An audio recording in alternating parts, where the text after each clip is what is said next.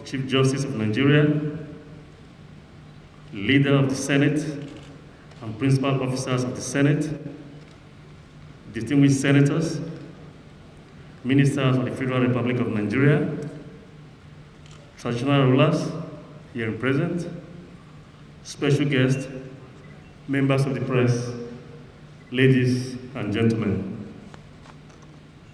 May I, on behalf of the Senate Committee on the Review of the 1999 Constitution, to welcome you all to this national public hearing.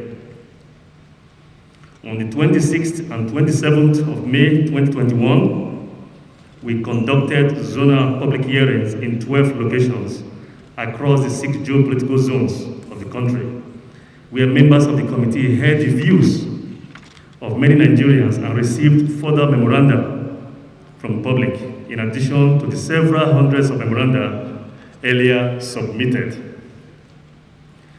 Cognizant of the truth that the will of the people is the foundation of any democratic and open society, the Senate places high value on public participation in the lawmaking process.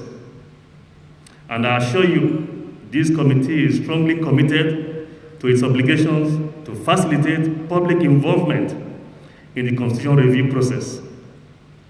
That is why we have, from the commencement of the process, invited written submission from citizens, governmental organizations, interest groups, socio-cultural organizations, and civil society organizations, and subsequently held zonal public hearings. Today, this national public hearing is testament to that commitment and provides another opportunity for citizens to be actively involved by contributing to decisions that will undoubtedly have impact on their lives. So far, the committee is immensely impressed with the public response to the constitutional amendment exercise, and we are eager to repay the confidence of Nigerians by ensuring that the final product reflects the inputs citizens have made to the process. As I have stated repeatedly since the inception of this committee, Nigerian citizens are the pillar upon which the committee is anchored, and the success of the amendment process will largely depend on their beneficent support and participation. In addition to the memoranda the committee has received on a broad range of issues, we have also studied and engaged a select group of competent and non-partisan consultants to further examine specific recommendations from the reports of the 2014 National Conference and the All Progressive Congress APC Committee on True Federalism, requiring constitutional amendment for implementation. The committee has also revisited some of the bills in past constitutional amendment exercises which did not pass the hurdles of concurrence with the House of Reps, ratification by the State Houses of Assembly, and presidential assent. We have painstakingly re-examined those bills and reintroduced some of the proposals we deem beneficial to our people. We are looking at them to determine at what stage of the process they fell off the list and the reasons thereof, with a view to improving on them to suit the demands of our time and ensuring that they do not suffer the same fate this time around. As we work towards an inclusive amendment process underpinned by public good, free from manipulations by self-interested or partisan actors, and not dominated by destructive or short-term motives, I encourage you all to make your inputs with candor and guided very importantly by national interest.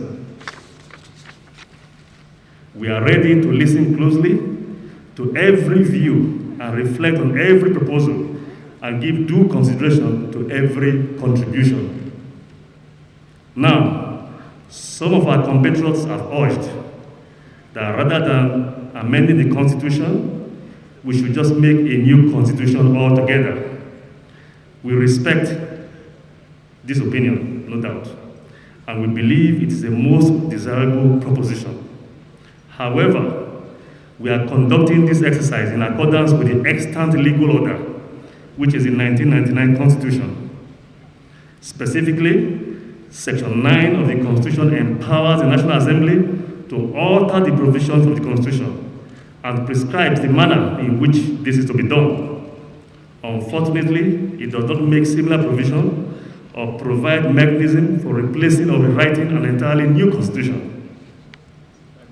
To embark on any process without prior alteration of Section 9 of the Constitution to provide the mode through which an entirely new Constitution could be written would amount to gross violation of our oath of allegiance to the Constitution.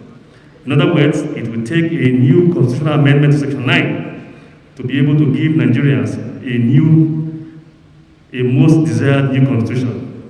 It will be unconstitutional to do otherwise.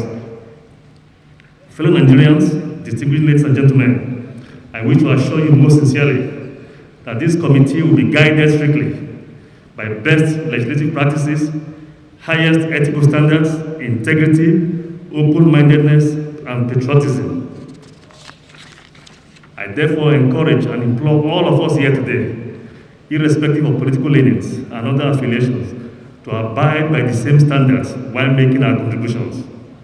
I am of the strong conviction that it is the desire of every Nigerian that this process will bring positive transformation to our country. I once again invite you all to participate actively at this public hearing so that together we can bequeath to our nation a constitution that speaks to every citizen's yearnings and aspirations.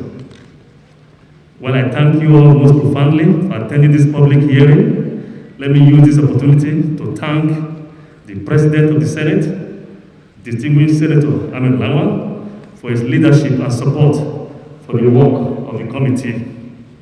Once again, on behalf of the Senate Committee on Constitutional Review, I welcome you all to a national public hearing. Thank you for your attention. Thank you.